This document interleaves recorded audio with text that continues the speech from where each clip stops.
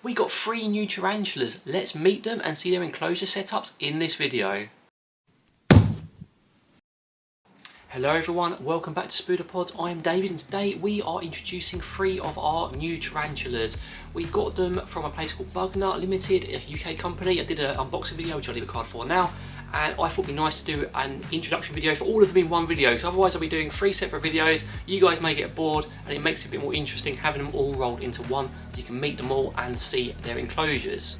So let's start off with our Brachypelma hamori, which is a red knee tarantula, Mexican red knee commonly known, and we decided to name him Diego. Now I know that's quite stereotypical, but we kind of liked the name Diego for quite a while. We've had a friend who we've known for a while who has that name, so we just felt that would be a great name because we can always tease him with the spider's name.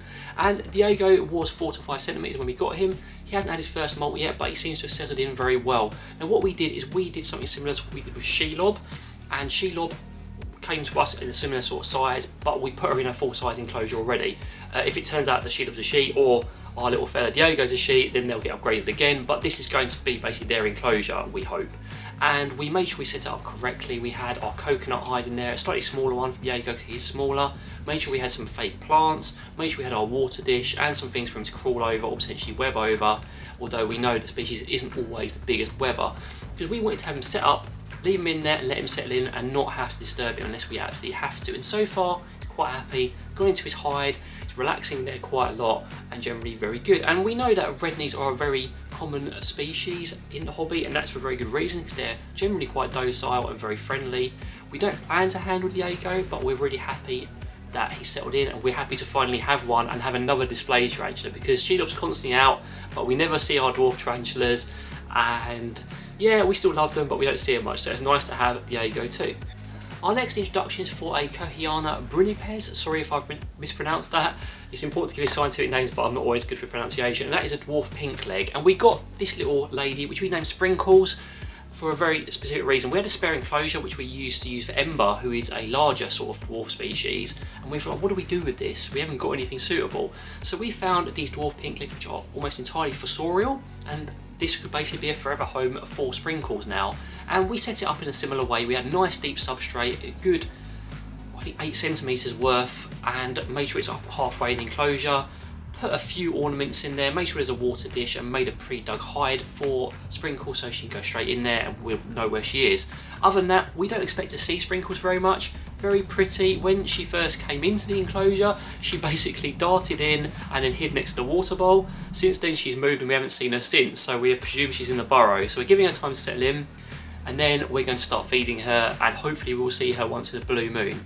But yeah, we just thought it'd be nice to have another species of dwarf tarantula, because we like a bit of variety, and it actually don't take up much space. Even if we don't see her very much, it's fine for us. We'll just take those rare opportunities and get the footage where we can.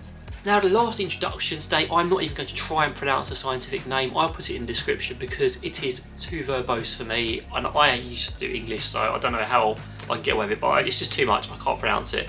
So it's a Brazilian dwarf, dual beauty dwarf tarantula, and they're technically a dwarf tarantula, but they do get to a fairly good size. Nowhere near as small as Sprinkles or Ember, but again, Sophie saw it and she's basically wanted it because it's got a beautiful colorations, and once it gets to adulthood it tends to be on display a lot. And this is a semi-arboreal tarantula, so they do burrow a little bit, but most of the time they stay in their hides and they web up loads, and we wanted a spider that would web up the entire enclosure. And because of that, we made sure we set it up in that manner. We have anchor points for webs with large logs, a little bit less substrate but enough to burrow in, which we'll top up if we need to. A smaller water dish because the spider's quite small when in there, quite a big hide, and some other bits and pieces just to jazz up the enclosure and make it look a bit prettier.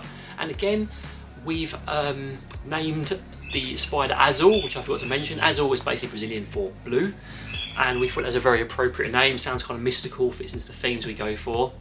And again, we oversized the enclosure. Now, with Azul, we do have the caveat, we may downsize if we have to. We're prepared to downsize him if we find that he's struggling to find food or is not comfortable there. But we wanted to minimise, again, stress and disruption by popping him straight into his full-size enclosure, purely because it's less stress for them in the future. It's less stress for us because this species apparently, even though they don't have urticated hairs, is incredibly fast and will dash and threat pose if you hassle them too much.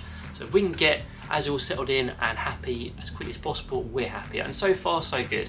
No webbing, but lots of hiding and lots of exploring. And we're hoping that Azul's going to be very happy in their enclosure. Another thing with Azul, while Diego came out fairly sedately and Sprinkles darted out and hid next to a water bowl, Azul was straight out, dashed up, and then straight up into a branch. And that was kind of scary because most of our experiences with these guys have been very sort of calm with unboxings and getting them into the enclosure. But after that, he did settle down. So it's quite an interesting experience there too. So there's our 3 new tarantulas. I hope you like their names, I hope you like their enclosures. Again, we're quite flexible because we are first times with these species, keeping them as pets. So we're going to do our research and watch them very closely, because most of the time you can adapt on the fly. Even if you feel you know everything, there's always more to learn with every kind of animal you keep, be it inverts or parrots. And that's something we learned a lot from the parrot world. If you have any questions, comments, I'll be happy to hear from you down below. I will update you as they get bigger, maybe do guides on them. But in the meantime, take care and see you later.